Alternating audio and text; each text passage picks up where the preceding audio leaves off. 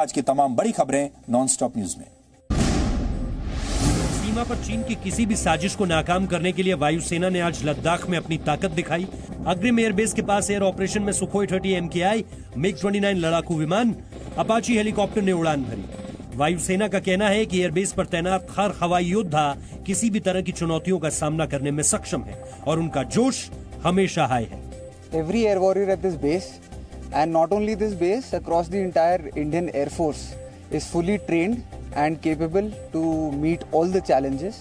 Our josh has always been high and touching the sky with glory.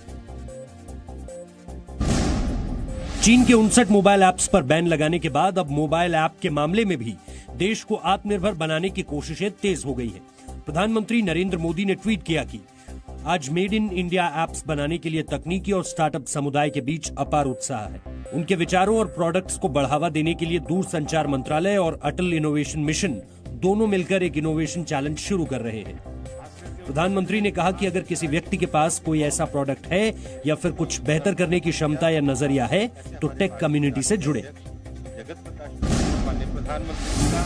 प्रधानमंत्री नरेंद्र मोदी ने सेवा ही संगठन नाम के कार्यक्रम के जरिए 7 राज्यों के बीजेपी के कार्यकर्ताओं से बात की।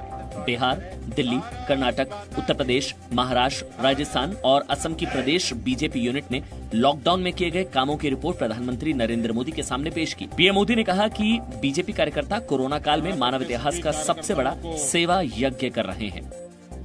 एक समान लक्ष्य के साथ समान भाव से सेवा का काम संगठन की शक्ति बन जाता है। जब हम इस तरह का काम करते हैं तो एक टीम स्पिरिट पैदा होती है। प्रधानमंत्री ने यूपी और बिहार के बीजेपी कार्यकर्ताओं से कहा कि वो अपने राज्य में लौटे श्रमिकों की मुसीबत में मदद करें।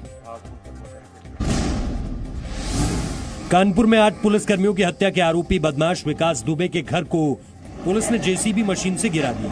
बदमाश विकास दुबे के घर के अंदर से पुलिस को कई गाड़ियां भी मिली।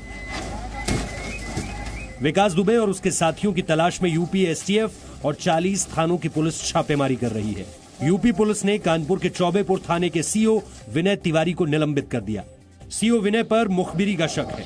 यूपी एसटीएफ इसकी जांच कर रही है। हमारी कॉम्बिंग जारी है, अभी भी कॉम्बिंग जारी है और जो भी इसके ठिकाने हो सकते हैं इन बदमाशों के, उन सभी ठिकानों पर हमारी टीमें लगी हुई हैं। कानपुर जनपद के 40 थानों की फोर्स इस अपराधी को और इसके गैंग के अन्य सदस्यों को पकड़ने के लिए लगातार अपनी दबिशें दे रही है।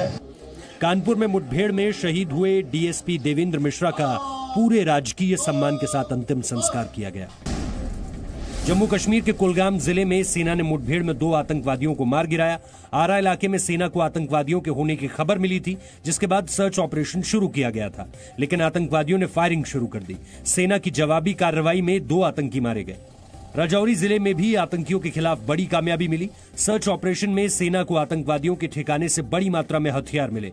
सेना ने 2 चीनी पिस्टल, AK-47 राइफल की 14 मैगजीन, एक अंडर बैरल ग्रेनेड लॉन्चर, एक चीनी ग्रेनेड और AK-47 राइफल की 920 गोलियां बरामद की। देश में कोरोना संक्रमण के एक दिन में अब तक के सबसे ज्यादा मामले सामने आए। 24 घंटे में कोरोना के 22,771 नए केस सामने आए और 442 लोगों की मौत हो गई। कोरोना संक्रमितों की संख्या बढ़कर 6,48,315 हो गई है। कोरोना से अब तक 18,655 संक्रमितों की मौत हो चुकी है। 3,94,227 लोग इलाज से ठीक हो चुके हैं। स्वदेशी कोरोना वैक्सीन को लेकर आज आईसीएमआर ने एक बयान जारी किया है। इस बयान में आईसीएमआर ने कहा है कि वैक्सीन बनाने की प्रक्रिया विश्व स्तर पर स्वीकृत मानदंडों के अनुसार चल रही है। दिल्ली में कोरोना वायरस से संक्रमण के मामले तेजी से बढ़ रहे हैं। दिल्ली में कोरोना संक्रमितों की संख्या 97,000 के पार पहुंच गई है। पिछले 24 घंटे में दिल्ली में कोरोना के 2,505 नए मामले मिले। 55 मरीजों की मौत हुई, जबकि इलाज से 2,632 लोग ठीक हो गए। दिल्ली में कोरोना से अब तक 3,004 लोगों की मौत हुई है, जबकि 68,256 लोग कोरोना वायरस से ठीक हो चुके हैं। दिल्ली में मरीजों का रिकवरी रेट 70% से ऊपर पहुंच गया है।